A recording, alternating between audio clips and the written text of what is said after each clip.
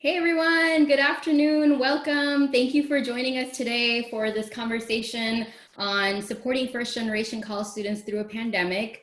We will allow for just a few moments for other participants to join in live, but we're so happy to have you here this afternoon. If you have any concerns or issues with audio, video, whatever, feel free to send us a chat message, we'll take care of it.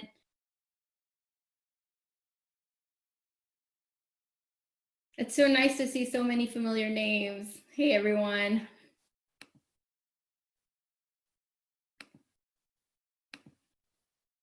If you're just joining us, you're at the right place. We're going to be talking about first generation college students and how to support them in a pandemic. We're really excited to have you here. Just give us another moment or so to allow for more participants to join us in live, and then we'll get started. It's so great to see so many of you here.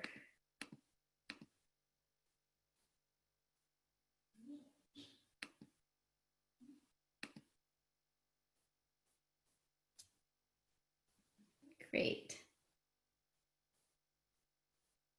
Throughout the webinar, if you have any questions, feel free to send them in the chat or in the Q&A, and we will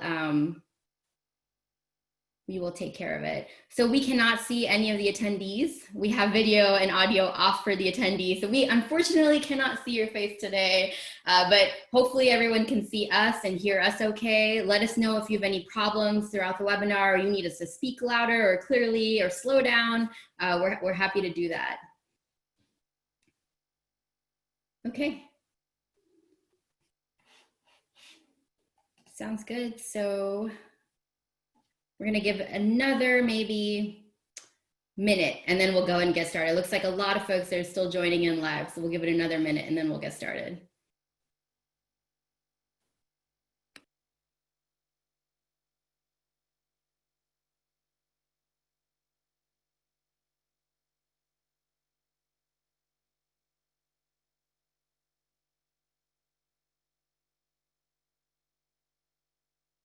Okay, I think we have a good group. My panelists are here. They look ready to go, so we'll go ahead and get started. So welcome everyone officially. Thank you again for being here with us this afternoon. I am really excited to have this conversation because as a first generation graduate, this is something that has been on my mind. I've been thinking a lot about first generation college students and how they are working their way through this pandemic, and about how we can, as higher education practitioners, whether you're in the nonprofit space, you're at a community-based organization, or you're at an institution of higher education, how we can support and empower our first generation college students, not just into, I know a lot of folks from enrollment management are here, so not just getting into college, but through college. We want to see them through degree completion, and today we'll be talking a lot about that. So a little bit about myself. My name is Sana, and I am a program manager with Trellis Company. I work with our minority serving institutions with our Department for Community Investment. And Trellis Company, if you're not familiar with us, we're located in Round Rock, Texas, just outside of Austin. We're a nonprofit 501c3 that has nearly 40 years of history in working to promote access and success in higher education.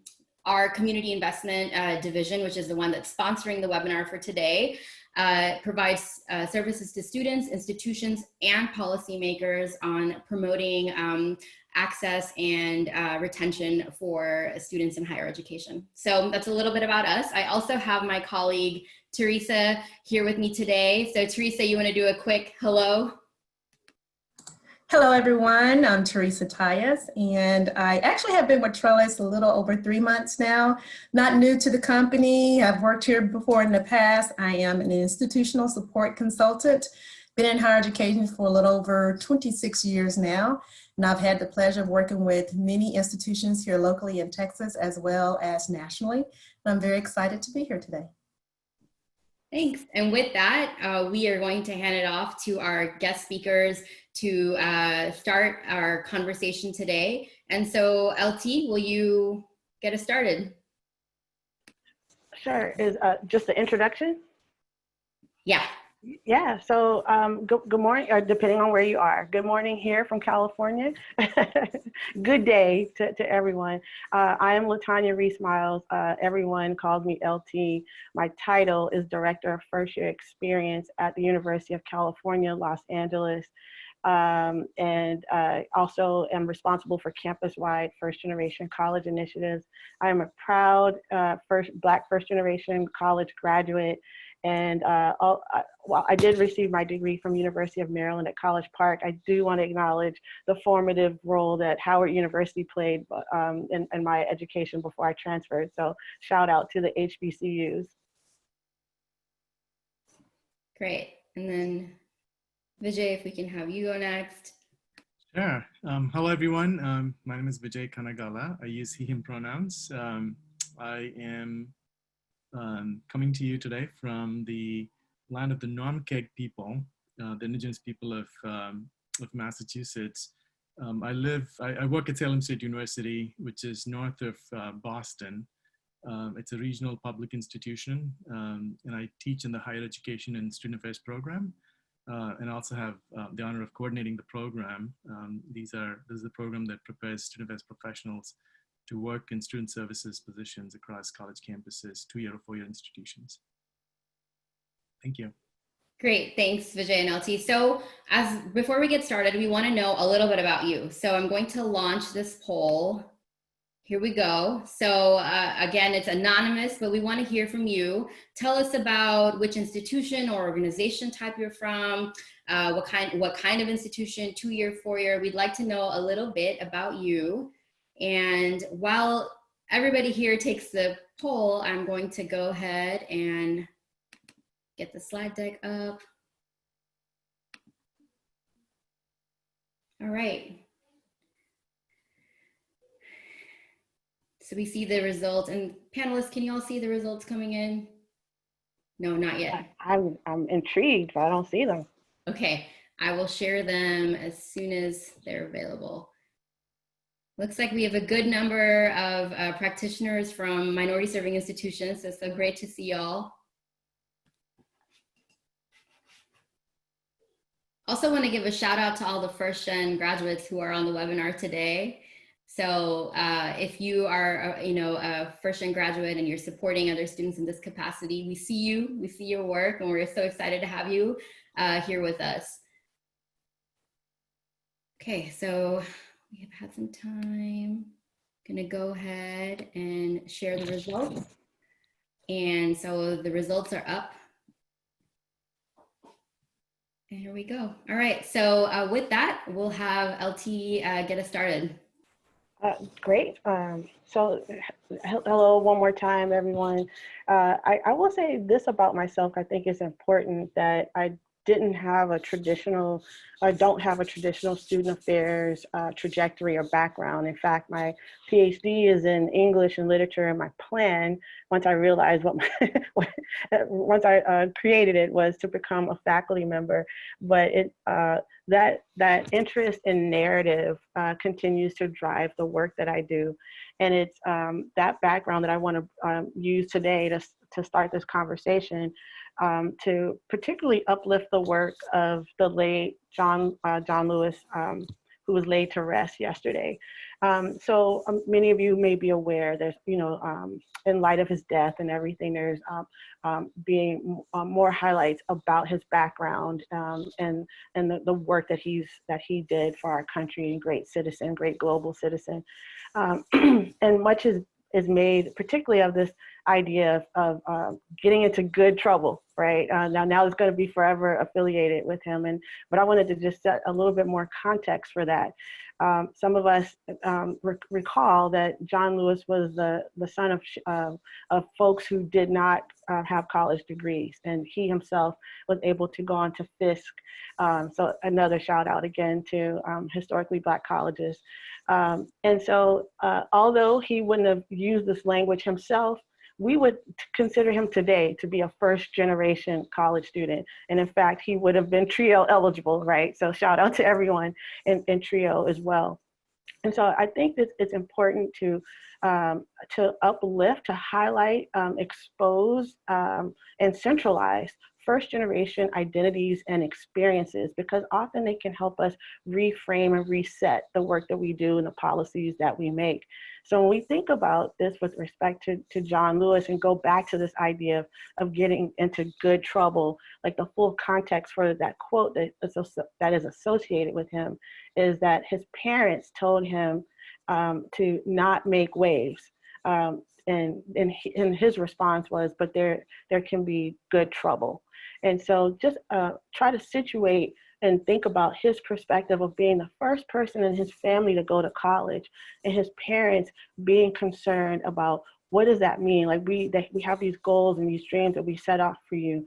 So some of us have been told to not talk back to the teacher, to put your head down and get your degree and move on. And for him to sort of push back and say, yeah, mom and dad, but what about the good trouble, right? So we want to make sure that we're thinking of the students that you're working with are our future John Lewis's. And so I just wanted to highlight that part of his biography, but it gets overlooked, as is true for many of our historical figures. We jump right to the successful moments and forget about the moments that brought them there. So I'm going to toss this now over to my colleague and my new brother, Vijay. Thank you so much, LT.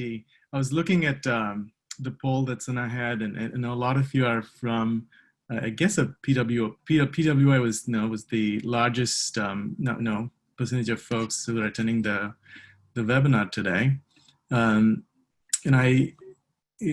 the reason we have this slide in a way is how do we enter this work is in a way to situate ourselves, like LT was talking about, in terms of our own personal experiences coming in, but also looking at the broader framework of the student body that we have today, entering 2-year or 4-year colleges, or even technical institutions, right? I'm not limiting it to just to 2 and 4-year colleges.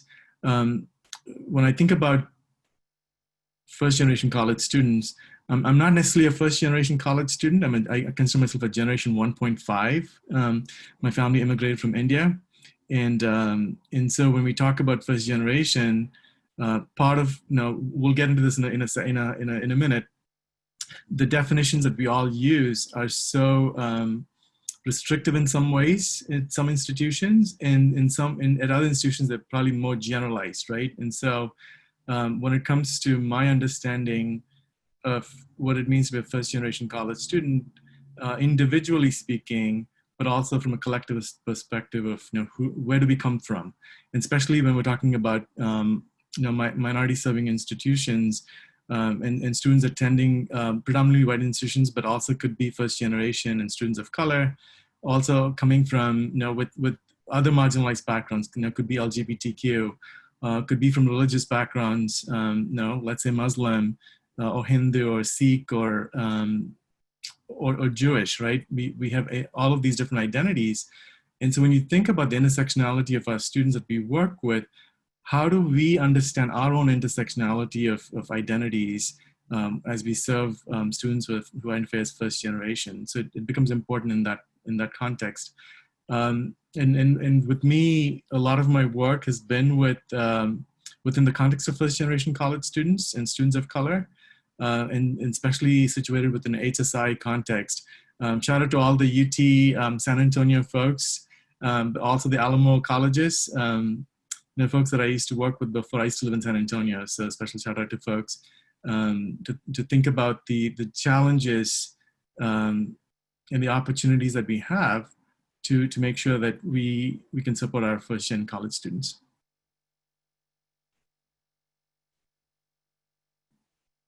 All right, so we're going to move on to how do we define first generation college students. And before LT talks to us about how she defines first gen and what does that look like, we are going to launch our second poll. We want to hear from you. How do you define first gen? Does your institution have a definition? Do you have programming? Are you working on something? We want to hear from you. So I'll keep this on for just a little bit here, and we'll let LT get started on what she thinks about when she is asked, how do you define first gen?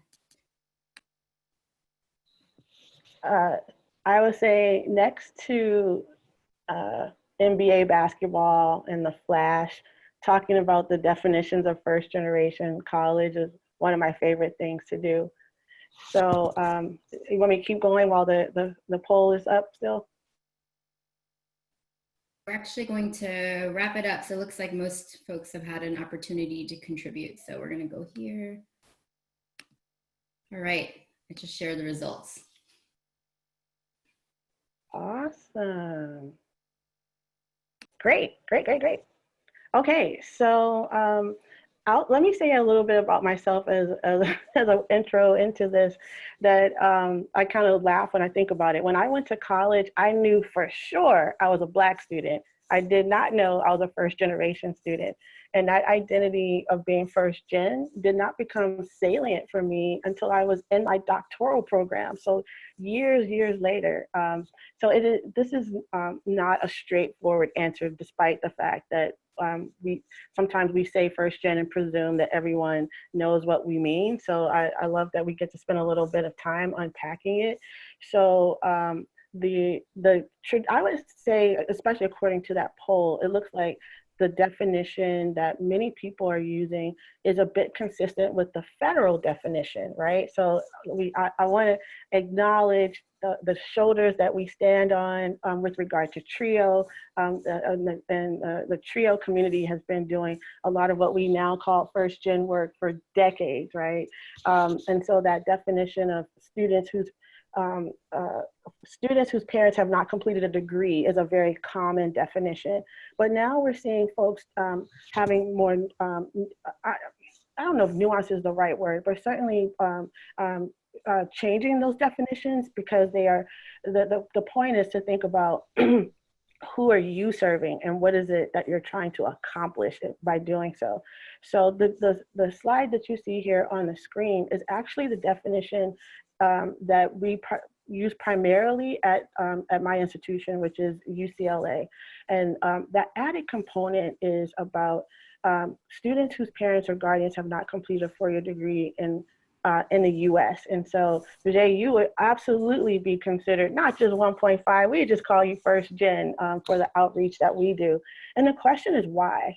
And that has to do with levels of cultural and social capital, about access, about, and in our case, what we have found at UCLA is, even if there's actually been research done on this, but students on our campus, even if their parent received a college degree outside of the US, were experiencing our university in many of the same ways as students from domestic students whose parents don't have a degree from the United States. And so because of that, we've been fairly inclusive with our definition.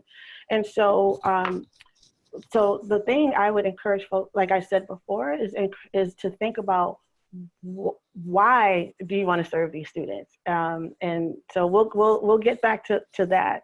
A couple of things to think about too is the pipeline. So I've observed in my experience so many first gen programs focusing at the access point from high school or particularly to a four-year. And so it's really critical that we continue to define first generation throughout the academic pipeline. So starting from pre-college through past graduation. And so one of the things I've been working on my campus is alumni services for first gen students, because for a person like me who was able to sort of successfully navigate without even knowing I was first gen in undergrad, and then being socked in the face in graduate school, I for sure needed first generation services. It was quite a challenge for me to be in a graduate program where my colleagues' parents had doctorates and my mother had not completed college. That's quite a knowledge gap there. Other reasons to pay close attention to your definition is because of who it may be excluding. And so we may be inadvertently recreating some gaps. So on our campus, we are paying close attention and highlighting Asian American students who are first generation. Some of our more common definitions, even that federal one, would, I would argue, disproportionately impact folks who may identify as Asian American, and even Asian American itself is such a broad category, but particularly Southeast Asian, Filipino, et cetera, folks. If your parent received a certificate in the Philippines for nursing, it often does not translate in the same way once they get here to the United States. And I mentioned identifying as a Black first-gen student. Again, what we're seeing with regard to student development is that Black students may initially, if they're particularly if they're at a PWI, sort of group together, and their Blackness is very salient and may not be as aware of how important a first generation identity is. And so just some things to consider. The only other point I wanted to make before tossing this over to, oh, there's another slide. Actually, can you go to the next slide? So I forgot about this. I just wanted to show all the different ways in which this definition can be nuanced. So this is Haverford College, small liberal arts school. And if you notice how many ways they are defining first generation, and so that works for them. I'm not suggesting that this is a universal definition, but they are doing this because they are addressing some equities that they have found at their institution. And my last point was to say, whatever definition is agreed upon at your college, university, organization, et cetera, make sure you define it and share it for your students, because this is not language that students are necessarily familiar with. It's very higher ed language. And so for us on our flyers, we have a definition of first gen on everything that we send out. So if it's a mixer or a study abroad opportunity, we continue to define what first gen is so that students become familiar with that. And it's a way of including them into the conversation. Thanks, LT. And Vijay, before we go to you to talk a little bit more about the definition, there's a couple of questions that came up under the same umbrella. So I just want to address that while we're here. It looks like there are a few folks in the audience today who are asking about including sibling in the definition for first-gen students. So Vijay, you want to address that? Because I know you and I had a conversation about that while we were planning this webinar. Yeah, so I mean, I was leading through the questions, and I think even in the chat there are quite a few folks asking about siblings. And the way that I think about this is, as administrators, faculty, and staff on college campuses, we can come up with a definition, and when students are introduced to the concept of being first gen and have members of the family, right, and especially when you think about communities of color, where family is not just your parents and your siblings, it's more the extended family too. When you have a concept like that, the idea of who is part of that first gen, who's gone to college, becomes a question that the students grapple with. And so if they have a cousin or a older brother or a sister or a sibling that's gone to college, more often than not, students will rule themselves out as not being first gen, partly because they think of their older brother as an elder, right? Like, for example, within my family, I have two older siblings, and it was kind of interesting. I think it was only probably about a couple of years ago that my brother and I were having this conversation around how I went to him for everything. I don't think I went to my parents for anything. It was mostly my brother. So in my head, he was my elder in terms of educational opportunity. But at the same time, he was also one of those guys that just told me, you can do this, right? And I went through it on my own. And so a lot of the times you will see students having the idea of what it means to be first gen in contradiction to what might be the definition on a college campus. And so our suggestion is to cast the net as wide as possible if you want to serve these students. And especially when you think about communities of color, Asian American, Latino, African American, and Indigenous, but also by multiracial students, where these definitions might be a little different in the way that we understand culturally. So, did I answer the question? think you did. LT, you want to add anything there? There was this, there were a few folks asking, like, is this new to include siblings? And you know, I don't know if y'all want to address that as well, to add that into the definition. No, I think I completely agree with Vijay that is students go to that part, that the students are more likely to rule themselves out because of that. I actually have not personally seen that definition operationalized, but that's why I say it's important to explain to students why it is. The only other point I wanted to add was that, how did I lose it? Just Vijay, you just said something so great that I lost just in that minute. No worries, I'll bring it back up when I remember it. Do you want contradiction in definitions or? Oh, thank you. Yeah, so I think for some of us who are working with students, we may get a little nervous, a little butterflies when to hear someone say, actually make your definition inclusive. And I say go this way and lean forward. Because I'll bring up my children. If they see a flyer for first generation, they know that's not them. The folks who have benefited and things like that kind of know that some support systems aren't for them.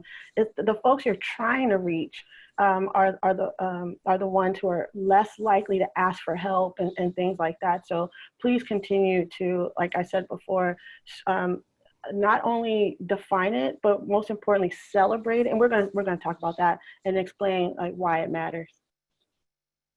All right, great. So we'll hand it over to Vijay next. And I think that's a great segue to think about now. I think the question keeps coming up, right, again and again. Is this a new definition? And no, I haven't seen it before. Part of the first gen identity. I mean, yes, it's a very recent. It's not a recent phenomenon in terms of defining people as first gen, but in some ways, the ways that we defined our students earlier had a deficit framework. So there's a stigma associated with wanting to recognize somebody as first gen, right? And so more often than not, students tend not to identify as first gen, partly because it means that you're lacking something and you need help. And if you know anything about communities of color, asking for help is seen as a sign of weakness, right? And so when you come to a college, the world of college and the culture that they come in, there's always a clash. And so if you've read any Gloria Anzaldua's work, you'll notice that she calls it the choke, which is when students enter from a totally different environment and coming into the college environment, those two are not the same. And so there's a clash in cultures, if you will. So when you think about when you think about first gen college students, we all have dominant narratives that that our underserved students have in terms of the deficit views that most of our college campuses tend to buy into, whether it is faculty, whether it's staff, whether it is administrators, the board of trustees, politicians, whoever it might be, right? And also even students, right? Students tend to believe in their own in deficit narratives sometimes. And when you think about what I mean by deficit narratives, master narratives is when you think about students of color, especially, and especially women of color. And when you think about STEM disciplines, they're not necessarily the best. So try to steer away students from those disciplines into other less demanding coursework. When you think about low-income or limited income students and communities that they come from, the dominant narrative often is that parents from those communities don't value education. And the other piece of it is, and we've done this, I've had this kind of reaction sometimes is, oh, that student is always having challenges, and so that student is always going to fail, right? In many ways, those are the dominant narratives that we've bought into, and we tend to perpetuate them when we are either working with students one-on-one or working with programming or working at an institutional systemic level. Next slide, please. And so when you think about how do you recast the master narrative, right? The dominant narratives we have.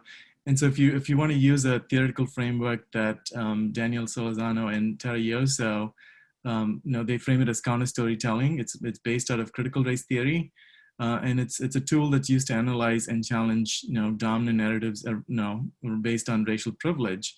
And so when you think about the pandemic and the issues that are coming up right now, back in January of this year, yes, there were issues that were there, but they're heightened now because of the pandemic and who has access to college. And when I say college, I'm talking about the digital, the computer, right? The little boxes that we see each other now. Who even has access to something like that? What kind of framework are colleges using when they think about addressing and making sure that we serve our students, moving forward from this point on, whether it's fall semester and then potentially into spring. And so when you think about a vision for our college campuses moving past the pandemic, what do we want to do for our students? That becomes a bigger question for us to respond to. Next slide, please.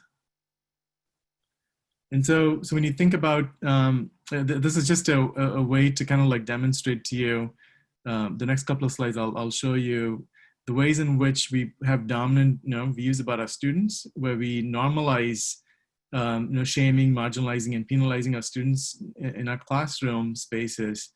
And what does it mean to be, from a counter narrative framework, what does it mean to be working with our students? Whether it is during a pandemic, or even this should have been going on even without a pandemic, but it becomes that much more important for us to be doing, embracing this kind of work during a pandemic. And so what does it mean to work with our students who are first gen, to make sure that, I think I've been on enough, whether it's a Facebook group or Twitter chat, watching faculty and staff talk about how do we support our students. And then people are wondering issues around how, assignments. Are students going to cheat if now that everything is going to be online and they're at home?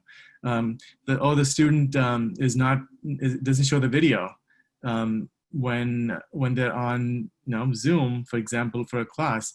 So they might have turned on the video and then turned off the video, and then they're present for the Zoom, but who knows if they're there or not. So I mean, these are questions that we have where we enter the space of working with first generation students with the lack of trust, right? We don't trust them enough to say that they're actually going to be good students in our coursework, in our courses, at our institutions, within our programs, whatever it might be, right? And so what does it mean to be working with students with love, have a lot of compassion and empathy from where they come from, the situation that they are in? They're probably helping their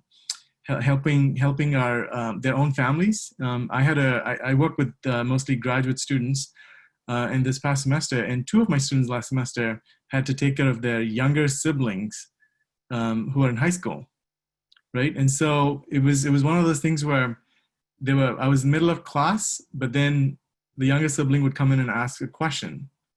And so it was at that point where my student was actually being the educator for their sibling. And so how do I work with the framework so that we can be inclusive and supportive of all different kinds of familial structures? What does it mean to give feedback and support and constructive feedback, right? Critical feedback is good, but also constructive feedback to make sure that students are learning. And what does it mean to engage in significant learning? Yes, it's a pandemic. That doesn't mean that we can toss everything out. Yes, and people will talk about, well, we need to have standards in learning. We can maintain standards, but we can also have a very compassionate way to engage with our students. Next slide, please. And this is a very common narrative that we have about our students, and it's actually it's also in many ways entrenched even within our communities, right? When we think about communities of color or first-gen communities, right, where we expect ourselves to pull ourselves by our bootstraps and then be successful So therefore, you don't have to, ask for help or support from faculty and staff. I still remember, oftentimes we say, well, we have a program on campus, but students are not coming to us. Or we have a new facility on campus, but students are not coming to the Academic Success Center. You can have those kinds of models out there, but unless you actually have an inviting space for students to, for them to feel welcomed and are able to engage with the staff and faculty, your students are not going to come to you, right? And when we talk about pulling ourselves by our bootstraps, yes, you need to work hard, but you also need to understand that in a given situation, a student is giving their best, especially within a pandemic. So what does it mean to, when you think about false narratives, there's, separation, distancing, or lack of communication and support. You expect students to, I think I was in a faculty orientation a couple of years ago, and one of the vice presidents ended up telling, well, don't email students because they never respond, right? Because they don't care. And my question to this person was, well, is it that they don't respond to emails or they respond to a different? And have you tried a different way to connect with them? I'm not saying that everybody get on Snapchat and Facebook and Instagram, but ways of communications have changed. Email is such an outdated model, right? So what does it mean to then develop a system that works for within your program or within your institution which we can support our students? Next slide, please. And so when I wanted to highlight Laura Rendon's work. She's a Tejana, she's a Texan.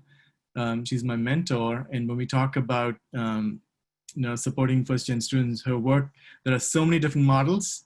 I think this webinar is an hour long. We're only going to scratch a surface, like just the tip of the iceberg, right, if you will. And so I wanted to give you an opportunity to think about validation theory, offer you this theory as a way to connect with students. And validation theory, if you don't know, is one of those theories that came about in the early 90s. And this is Laura Rendon authored this theory where she offers it as a theory that is enabling and supporting first-gen college students by either in-class or out-of-class agents, and what she calls as validating agents. So all of you on this webinar would be considered a validating agent if you engage in the ways in which validation theory proposes you enact and work with students. So there are two forms of validation, academic and one is academic and the other one is interpersonal. Academic is obviously when in or out of the classroom agents take action to work with students to help them acquire the knowledge that they have to gain in a classroom setting. But then you have the interpersonal, where you have out of the classroom agents that foster personal growth and development, social, where we have academic, personal, cultural, social development of the student. And so when you depending on who's on this webinar, you might be one or you could be both in terms of who you are. So next slide, please. Again, there are different ways to engage with students in terms of, these are some of the best practices we wanted to give you. And again, I think Sana and Teresa are going to mail out this recording. And part of this is to think about how do you validate students and what does it mean to develop a validation culture within your college campus. And so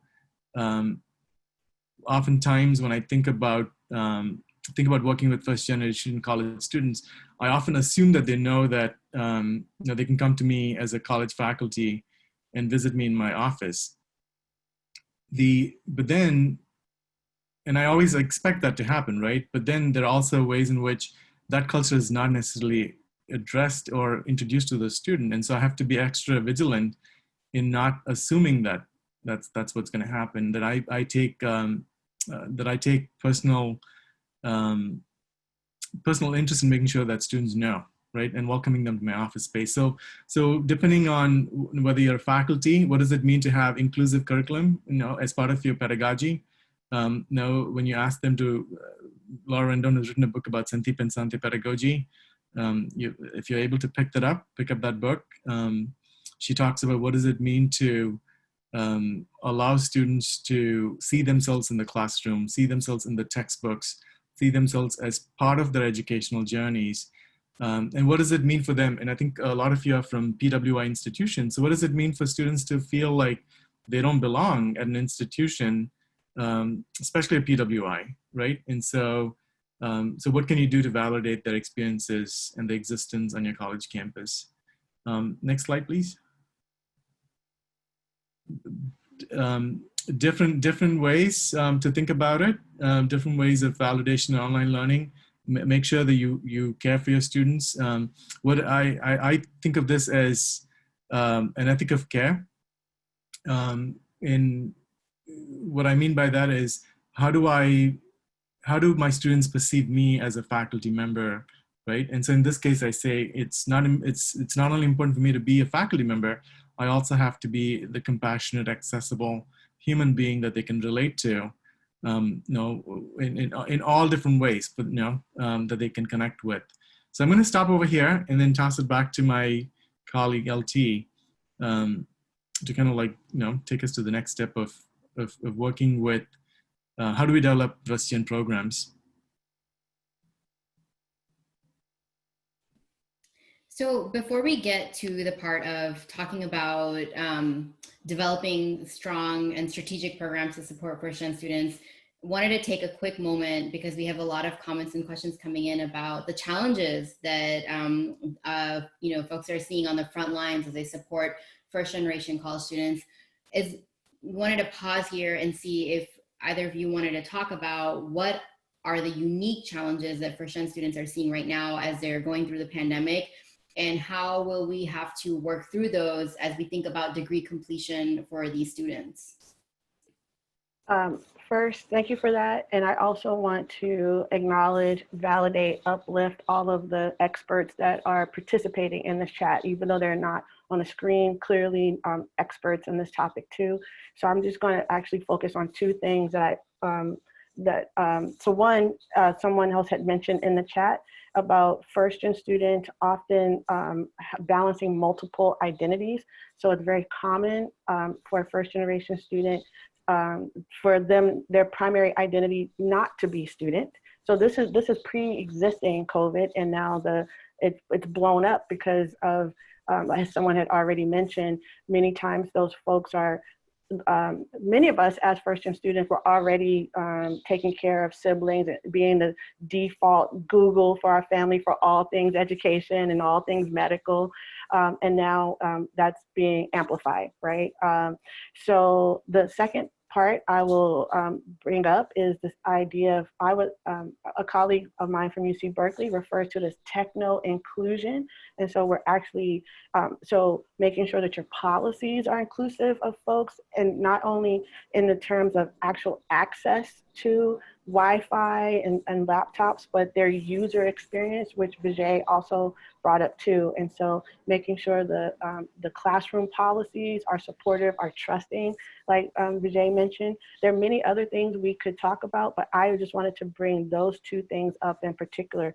The role of techno inclusion and techno diversity, as well as the idea of reminding us that these students are not just students. They are caregivers, they are essential workers, they're holding a number of identities at once. Thanks, LT. And I'm just going to follow up with a quick question here. So we have an attendee ask us, to what extent do you think universities have a responsibility to address these needs away from the institution? Either of you want to take that, and then we'll go to programming? Because that's, I think, key is when you think about accountability and responsibility on part of the institution or organization that's supporting the students, what role do they play? I'll try to address it. I mean, I don't know. This is my personal view, so I'm not representing any institution in the way that I'm talking about it. To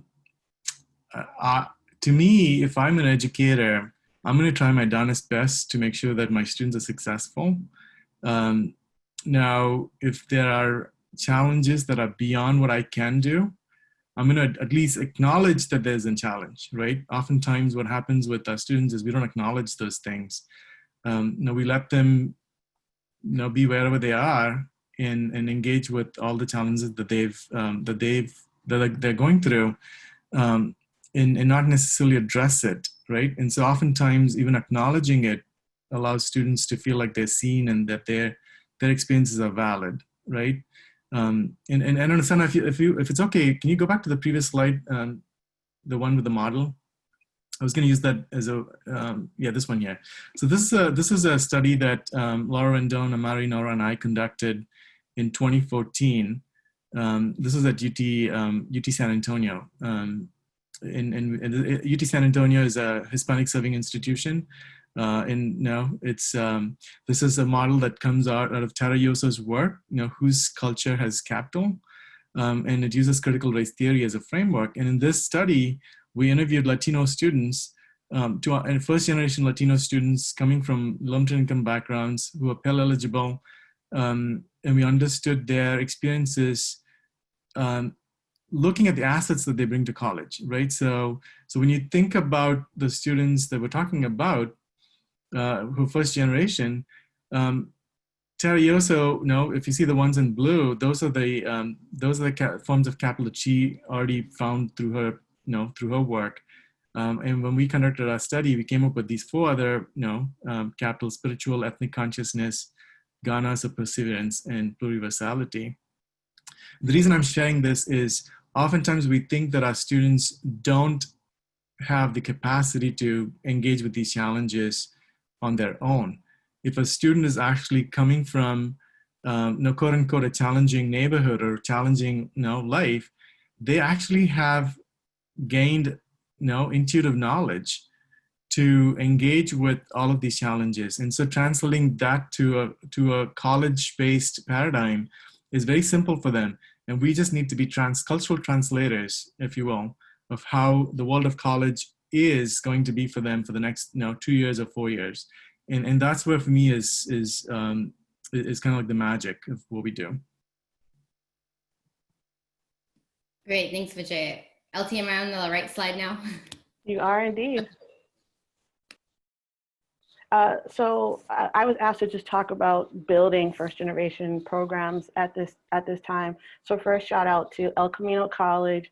And so I also wanted to acknowledge 2-year institutions and the amazing work that they've done specifically for many of these populations. If you're looking at where first generation students are as a whole, they are at our community colleges, generally speaking. So my first point is, if you're looking to build first generation college initiatives, don't look at Harvard, don't read the New York Times, because they're just going to highlight elite private institutions. And so a lot of really tough work has been done by our public and regional and state schools. I wanted to also just follow up a little bit on about that definition and what happens if you have competing definitions like federal versus another one for your institution. And some of you, if you could put this in the chat, we're at a point now for many of our institutions where they're asking us to build first generation initiatives for our entire, like all first gen students, which is different than that cohort model of TRIO. We can absolutely continue to need our TRIO programs because of like having that nest of 200 students, et cetera. But I do want to acknowledge that many of us, like I've been tasked, if it's first generation students at UCLA, we're talking 10,000 students. And so this is a bigger ask. This is more of a cultural shift. And so what can we do with regard to that culture shift? Validation theory is 100% important. It's also important to, on the one hand, identify your champion at your institution that's at the highest level. And so that would be a president, chancellor, vice chancellor. You have to have someone who can advocate for you. Maybe it's some of you. I'm glad you could be here. If not, make sure you get in front of your of your senior leaders. And then at the same time, you need to centralize the voices of your students. They will tell you what their needs are if you ask them, and then you have to listen to them at the same time. I always say, if the primary champion of first-gen students on your campus is a student, that's going to be a problem.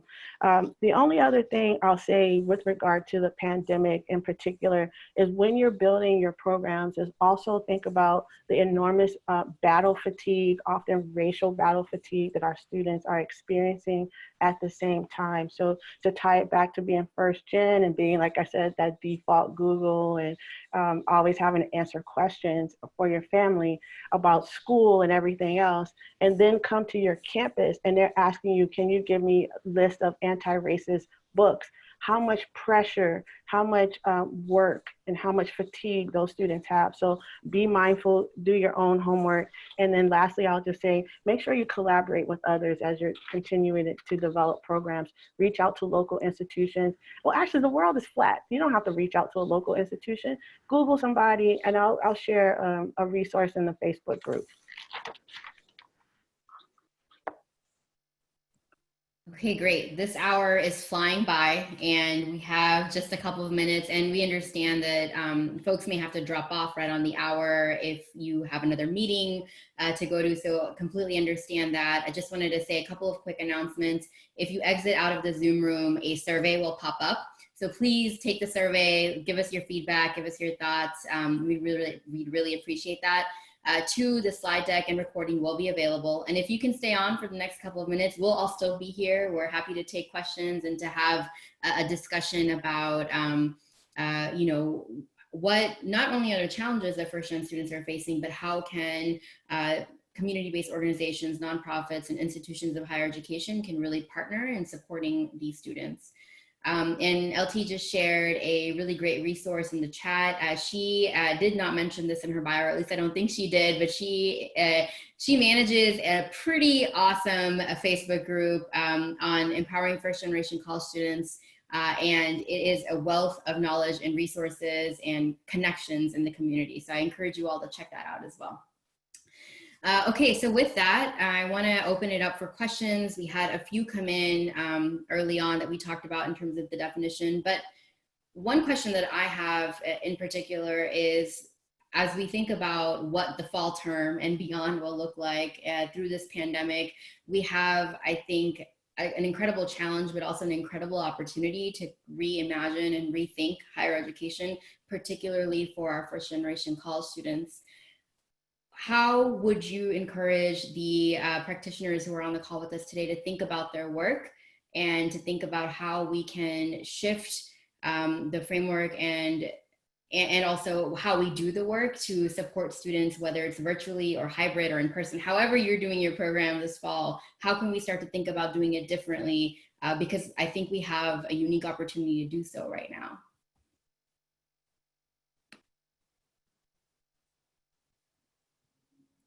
Oh, Vijay, are you gonna go for it? It looks like you're gonna go for it. Sure, I think for me, the way that I now again, going back to I think the previous slide where we said, how do we enter the work, right?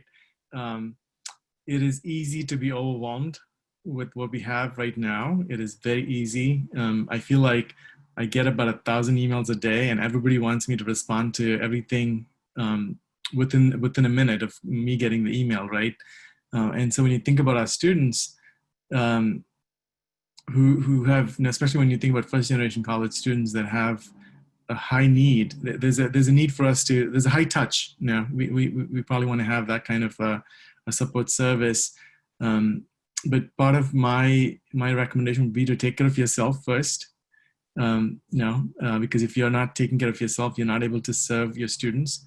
And then make sure that you have, there are ways to connect with your students, even if it's online, virtual frameworks. I think there's a narrative that I don't believe in, where a lot of folks have been saying that, well, everything is virtual, so we really cannot develop a community. No, that's not true. At least from my perspective, I work with graduate students, and I have been giving up. Yes, it is giving up a little bit more time than I normally would have, but that's what this work calls us to do. right? So giving attention and building community over the next few months is important for us to make sure that these first-gen college students are supported. And I think there was a question about whose responsibility is if when students don't have access to internet. I think that's a tough question to respond to. I hope I don't know how I don't know how to respond to that question yet. I'll be honest about it. I haven't had to face that situation. And if I did have to deal with something like that, then I'll have to think through. I have to be creative in how I engage with the student body or the students that will need that kind of support. So I'll stop there. LT, anything you wanted to add to that? I'll just say lean into social media. On the one hand, it's also important to have like phone call hours for students so they can talk to a human being, but also don't be afraid of Facebook or Instagram. And if you yourself are afraid, then hire a student to do it because chances are it'll be the way students want it anyway. We're finding a lot of success with Instagram lives and things like that. I don't even, my team runs that. And so that's a good way, and acknowledging many folks were already there. And so the rest of higher ed is kind of catching up to where many of you already were. Great, thanks. And we received a question early on. This pandemic is highlighting for my students that they could lose jobs even with a college degree. Some are deciding to move away from careers that are human services, community services oriented to more pre-med business, even though it may not match their values.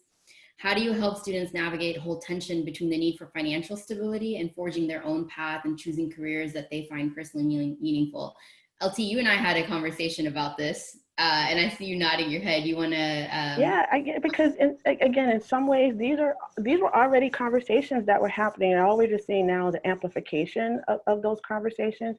So making sure the career services is a part of your first generation programming and outreach, and that some of the same processes that one would do outside of a pandemic would still apply right now. It's really tough, and I've had these conversations that it's really tough to talk to someone about being pre-med when they don't like science. And yes, I have had those conversations. Well, my dad wants me to be a doctor, right? But you don't like science, and guess what? It's going to get more scientific. And so also connecting with alumni services, finding alumni from your institution, organization, et cetera, who are in different fields and helping students understand the value of networking and, LinkedIn and those types of things. But I get it. I don't mean to downplay it, but I am also saying that some of the same developmental processes are still in place. Can I also just add real quick to LT's comment? That yes, it's very true, and yes to everything that LT said, and also keep in mind that with first-gen college students, we also tend to have biases into what they can do and cannot do, right? And especially when you think about majors or careers that because I haven't seen anybody like I was just thinking about, like when I think about myself in education, higher education, there was no higher ed professor before I got into this field, right? And so I didn't really have that kind of an opportunity to look for role models. All my role models were either Black or Latino faculty, and so keep that in mind, that they might also be an instinct where they might want to get away from it and just don't know. So how do you support them? How do you make sure that they are going to be successful in what they do? Mm-hmm. And I know that the pandemic throws a wrench sort of in a lot of great programming that you may have already planned, but LT talked about this, Vijay talked about this. We still have social media, we still have distance technology. I can't state enough the importance of the mentors that I had in my program when I went to UC San Diego at Thurgood Marshall College. But those mentor-mentee relationships were in person, and there is something to be said about in-person relationships. But can you create a program that is connecting mentors and mentees and to have these like career conversations in the virtual space? Can you connect them on a Facebook group? Can you connect them on IG? Can you do a Zoom session with small group sessions? And so thinking about how can you get really creative to have these important career conversations. So those were the questions that we received. If you have any other questions, we're right at time. So if you have to leave, we completely understand. As you sign off, please do take that survey. It'll give us a lot of important insight and feedback into how we did and what topics you'd like to see in the future. But if you have any other questions, we'll be here for just another couple of moments to answer these questions. Yes, and we will be sending a recording out. Yes, we will. I was trying to talk and read at the same time. We will be getting the recording out to everyone, along with the resources that were shared here today. Any other questions? And I offer ourselves to, if there are questions that you want to ask, and after this webinar, feel free to email us. If you can Google us and find us online. I'm also volunteering LT as part of that, and so feel free to do that. We're happy to respond. Mm-hmm. We actually just received a question from a student who looks like is going to be attending community college in the fall. Congratulations. We're really excited for your journey, and although it won't be like a typical fall semester at college, congrats on still taking that on. So the student is asking, what can I do to help my success to graduate? Yes, don't just be an individual. Reach out, talk to your faculty. If your plan is to transfer, identify the transfer center on your campus. I think many of us who transferred in have a tendency to be individuals, like, I'm just here in my job. Get involved as much as you can. But talk to real people, talk to an advisor, a paid professional. Vijay, anything you want to add there? Sorry, I'm trying to respond to questions. That's okay. That's okay. I would say to Sam that, like LT said, don't suffer in silence. It is okay to say you don't understand. It is okay to say I have questions, or I need support, or who can I talk to about such and such thing. For me as a first-gen student, I'll say it was a struggle admitting that I needed help. It was a struggle admitting there's a lot of shame around that. And so reach out for help, seek out the resources that are on your campus, whether it be through faculty or staff. And I also, just a quick tip, I was never quite sure what office hours meant when I was in college. It just means there will be a faculty member there who can answer your questions. So if you have questions, you should go and ask them. I didn't know that for a long time, and I was really nervous about going to talk to a faculty in his or her office. And so that's all that means. They're there to help you, and so seek them out and connect with them, whether that's virtually in a Zoom room or in person. And yes, that hidden curriculum is 100% real, yeah. Let's see, I'm just gonna make sure we didn't have any other questions come in. So it looks like we were able to answer all the questions. I just wanna ask, allow for a moment for LT and Vijay to wrap up the webinar and give us any final thoughts and before we say goodbye. I'll just say thank you for creating a space to Trellis, Teresa and Senna for hosting us, and for people being here. We realize like your time is precious and valuable, and people are zoomed out. So we hope that you found a connection or found a few nuggets. Same thing. Thank you for your time, your work with supporting first-gen college students, wherever you are, whatever institution, whatever capacity you are in. And shout out to all the first-gen college students that were part of the webinar today. Good luck. Reach out. There are, I see my mentor, Janira Pacheco, is she's just signing in there, saying thank you. I learned everything I learned from her. She was my supervisor when I was a student. But do good work. I mean, I think go make good trouble. And keep doing the good work, because it's very important for us to make sure that that our students are successful, and this pandemic is giving us an opportunity to redo this work in a different way, right? What is our vision for the work in a very different way? So thank you for that, and thank you, Senna, and thank you, Teresa. Teresa, you want to say goodbye? Yes, I think this was a great webinar. Me, myself, I am a first generation student, so I think this is really important information. So thank you both, VJ and LaTanya. Appreciate it. Thank you. Great. So again, we'll have the recording available with the slide deck. I'll have the contact information for our panelists. I want to thank you all for showing up today, for engaging with us. I know it was a very fast hour, and there's never enough time when you want to talk about first generation college students. It's a passion I know for all of us here today. So thank you for joining us. And I will say this, that you know, the fall semester is going to be challenging. It's going to be difficult, and take care of yourself, take care of your students, but also know that we have a community on the Facebook group and in other places. So seek us out and let us know how we can support you in your journey as well. So take care, stay safe, everyone. Have a good afternoon. Thank you. Bye. Thank you.